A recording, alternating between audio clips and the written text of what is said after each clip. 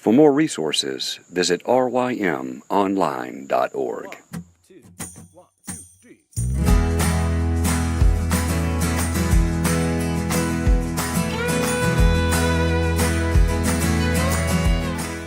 The Local Youth Worker is a daily podcast that's centered on 5 questions each week.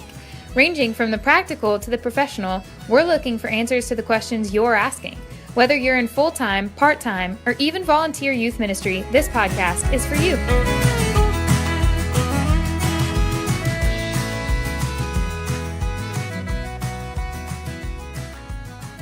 All right, everybody, welcome back to the Friday show. It's our last time with Josh and Matt. Thanks so much, guys, for being here this week. A lot of helpful, just practical discussion. I mean, it's just awesome to see how we need to learn these things in community and how much we can and do need to learn from each other in youth ministry. One thing I have for y'all today is what books or book beside the Bible has been most influential in your life, as well as what are some current books you're reading right now that are making an impact on you? Okay, I'll go for a fiction book that I've just absolutely loved. Maybe it's because I'm a glutton for punishment, but I love Dostoevsky. I love Crime and Punishment and the Brothers K and everything along that vein. So one of the things that he's really dealing with is you are not free from your guilt and your sin until you come clean. And I just think that's just so helpful. I tell my students all the time, you need to get caught. You need to get caught.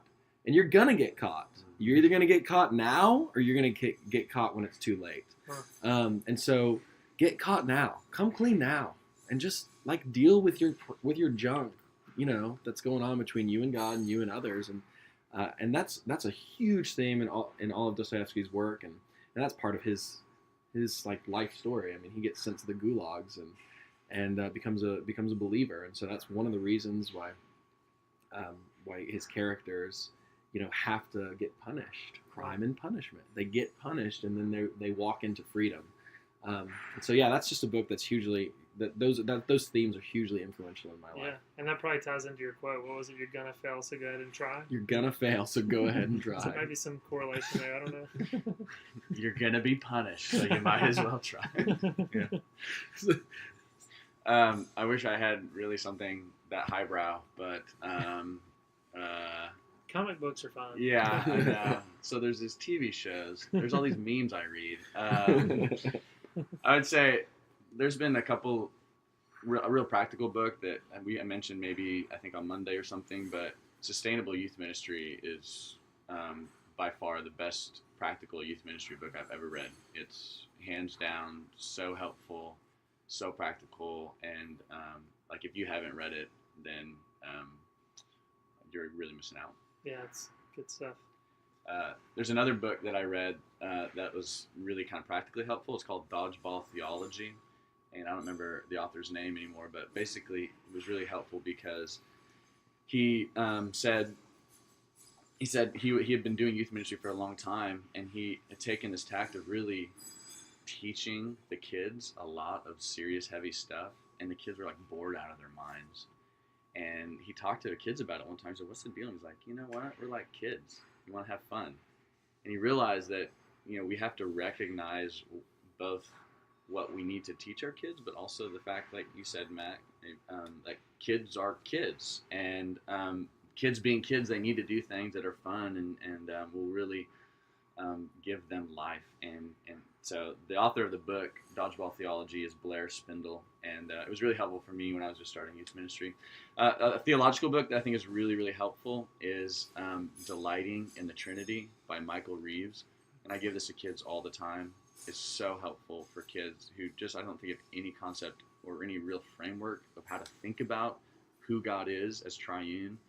Are you saying middle school or high school? It's probably more for high school. Okay. Middle schooler could read it. I mean, you got to judge your kid and what they're capable of, but it's such a helpful book in really understanding who God is and why the world is the way that it is because of who God is. And it will transform a kid's understanding of God and of the Bible and of the world. And so it's been really, really impactful on youth ministry, but on me even just personally.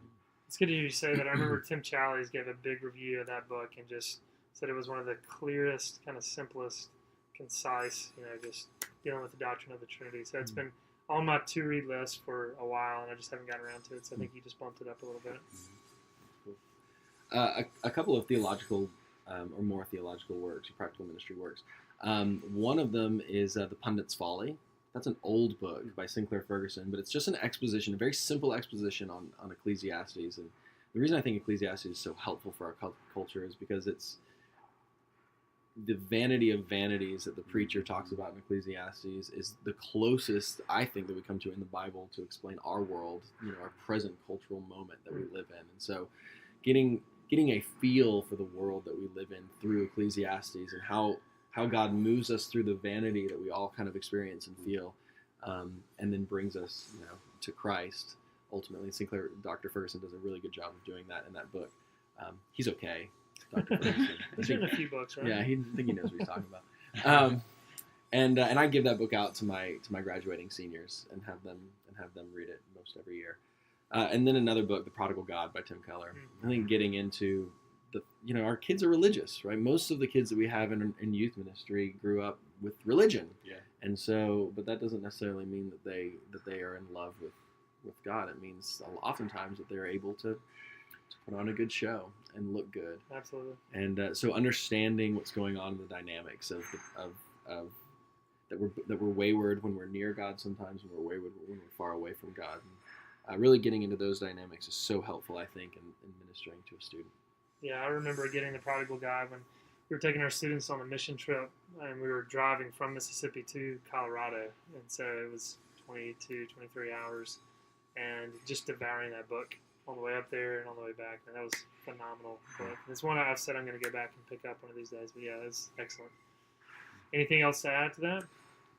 I think it's just helpful to always have some book that you're kind of making your way through. And the way that I kind of have organized it is I usually alternate between like a fiction book and a theology book, and then like a practical Christian kind of devotional type book. And I just kind of cycle through different ones like that because it's just really, you need something that kind of enlivens your heart, some fiction that can kind of draw your heart. You need something that kind of going to pull your mind, and like theology, and then you need something that kind of ties those kind of things together for like youth ministry, stuff like that. And so I think it's just really important to be reading, and so. Yeah, thanks for bringing that up, Josh. As you say that, I'm thinking of some other resources to throw out there. I think on the Gospel Coalition they had an article, and it might be entitled "Why You Need to Read Fiction," as you're kind of mentioning. So something if you go and search, I can't remember who wrote it, but that could be a helpful resource for people. And then Tony Reinke's book, Lit, I think the subtitle is A Christian's Guide to Reading Books. It just sets out a theology for reading books, and then also kind of, as you're talking about, getting into fiction, getting into practical and all that, he even kind of has some ideas of mixing up your reading, and how I think even Tony Reinke says in the morning he can read heavier theology, but then later in the afternoon he doesn't have as much caffeine in his system and he can't focus, so it's kind of lighter reading. So even just kind of practical things like that, that book's very helpful. So, that sounds like we need to pick that up. Yeah, it's excellent. Sounds so lit. All right, Josh, Matt, I really appreciate you guys taking up time and sitting down with me and talking. I think this has been very helpful, and will help other youth workers for sure. Thanks, John. Appreciate it. Yeah, thanks, man. Thanks so much for tuning in this week to the Local Youth Worker. As always, we hope you've been encouraged and equipped in your call as youth workers. If you take time to rate this podcast on iTunes, that would greatly help us. As always, we want to thank Joe Deegan for providing the music and encourage you to go out and purchase his newest CD, Cover and Title Page, which you can find at iTunes. See you guys next week. Have a great weekend. Come and buy without money. Oh, come and feast without pay.